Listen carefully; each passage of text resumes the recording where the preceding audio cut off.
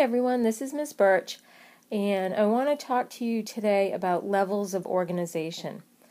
And we're going to start with the very small and work our way on up to the very large.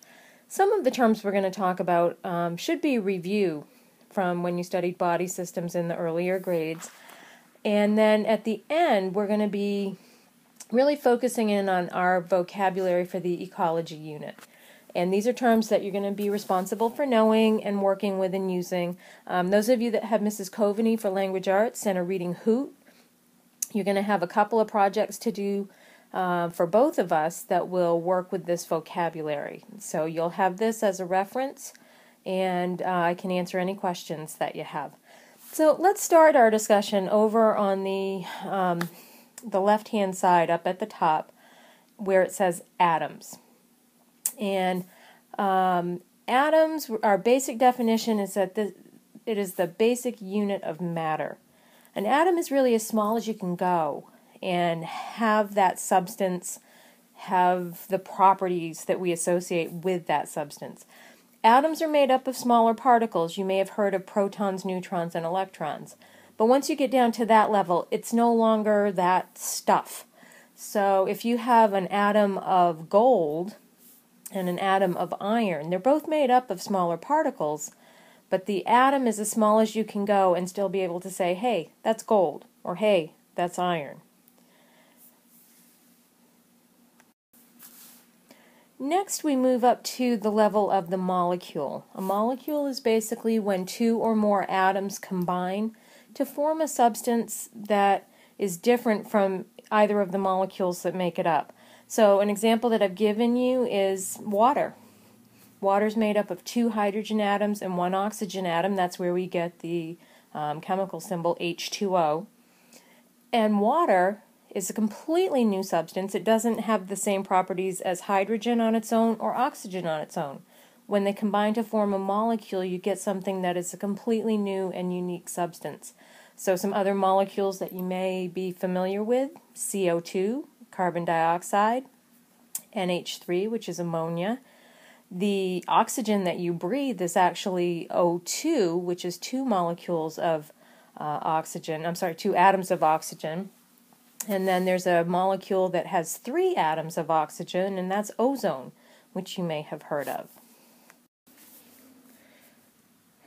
Moving on to the next level, we've got cells. And a cell, as you may know from your work with body systems, the cell is defined as the basic unit of life. Don't confuse that with an atom. An atom is the basic unit of matter. It's as small as you can go and still have the properties of that matter. A cell is as small as you can go and still say, that thing is alive. Now, we've studied the characteristics of living things, so you know what I mean. A cell is as small as you can go and still see something that can grow, develop, reproduce, maintain a stable internal environment. Obviously, it's made of cell. So it's as small as you can go. Cells are made up of smaller parts, what are called organelles. But once we get down to that level, we can't say, the nucleus of the cell is alive. Okay? Moving on to the next level, we have tissue. Now, tissue is a collection of cells that are similar to each other that come together to form, kind of the building blocks for organs. So some examples, there's muscle tissue, there's heart tissue, there's bone tissue, etc. The next level, tissues come together to form organs, and organs are a group of tissues that function together to carry out life processes. So some examples that I'm sure you're familiar with, things like the heart, the liver, and the skin. As you probably also know, organs come together to form body systems. So these are groups of organs that together carry out some sort of life process. That could be the skeletal system that's used for movement and support, the circulatory system, which moves materials around in your body, the immune system, and so on. Now, the next level on our chart here is the organism. And basic definition for an organism is a living thing. And as we've talked about, a living thing could just be one cell big, or it could contain trillions of cells like we do. Now I'm going to insert a definition here. It's one that we've talked about in class. It's not on the diagram, but I've put it in, and that is species. So species is a group of organisms that are very similar to each other. They're more similar than they are different. And they can interbreed and produce offspring that can also interbreed.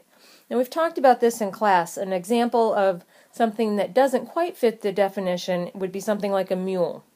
A mule is a cross between a horse and a donkey, and it's definitely an organism, but a group of mules, two mules cannot interbreed and produce more offspring. If you want more mules, you've got to cross more donkeys with horses. So they don't quite meet that definition of a species. So that's going to be one of the really key terms that we're going to be dealing with as we go through the year.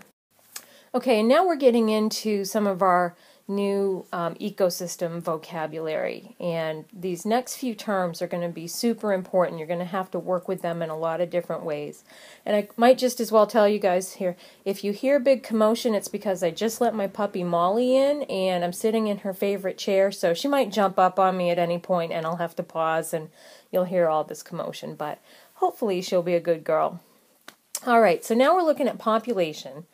And you can kind of see in the picture there, it's a little bit small, but you've got basically a group of elephants. That's to illustrate that a population is all the members of a species that live in a defined area. So if you think about human populations, we could talk about the number of people who live in Sanford. Okay, and that we'd count everybody that lives there, and that would give us a certain population. We could also talk about the population of York County. Sanford would be part of that, but it also includes other areas and would give us a bigger population. We could talk about the population of Maine, the population of New England, the population of the United States, the population of North America, and so on. So when you talk about a population, you have to do two things. You've got to state what species it is you're talking about, and you've got to talk about where those numbers are being counted. You have to define the area. Moving up to the next level, when we talk about the community in an area, we're talking about all the populations that live there. And don't forget, we're not just talking about animal populations here. We're talking about tree, plants, fungus, bacterial populations, everything. So the community is all the populations in an area. Now, if you notice in the ecosystem picture, and again, it's pretty small, but you might notice that they've added in a mountain and a little lake, and you can see a little bit more of the surrounding area. Because when we start talking about an ecosystem, we're not just talking about the living things in an area. We're talking about the non-living things in an area. And we'll be talking about what those are more specifically.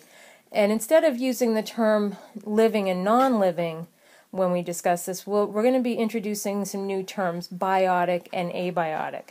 That means basically living and non-living. So when we talk about an ecosystem, we're talking about everything that's there in the environment, living and non-living, and their interactions with each other. And by an interaction, I mean if we have two species that are interacting with each other. So a coyote eats a deer. That's a predator-prey relationship. Those two species are interacting. Okay? Probably the deer doesn't really like that interaction, but the coyote is happy. We can also talk about, an interaction between a plant and an animal. A bird that builds a nest in a tree. That's an interaction between two living things, the bird and the tree. But there are also interactions between living things and the non-living parts of their environment. So an example of that would be a fish that lives in the water and breathes oxygen out of the water. It could be a plant taking in carbon dioxide for photosynthesis. So we're going to be kind of looking at all the different types of interactions that can happen within ecosystems, and really kind of breaking it down and looking at ecosystem by ecosystem, what are the interactions. And here I have to tell you that Molly has picked up a squeaky toy, so if you hear some squeaking in the background, that's what it is. And the last definition that we have is the biosphere. And what that is the biosphere is defined as every place on planet Earth where life can be found. And even in the time that I've been working in science, the biosphere has gotten a lot bigger because we keep discovering new life forms that we didn't know existed before. So now that with our newer technology, we can go deeper into the oceans, we can go deeper into the Earth's crust, we can go higher up into the atmosphere and really see what's there.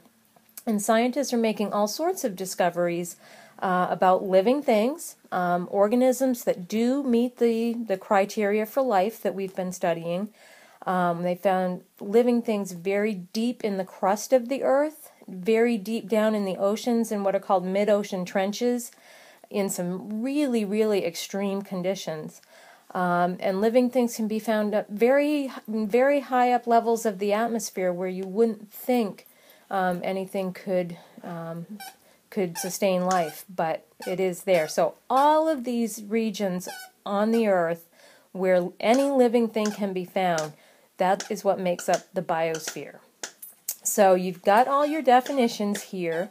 A lot of these terms we're going to be working with over and over and over again. You can hear Molly squeaking in the background probably. So hold on to this presentation. You're going to, you can refer back to it as you're working on different projects and different assignments as we work through the ecology unit. And anything that you have a question on, just be sure you ask. I will see you in class. Talk to you later. Bye.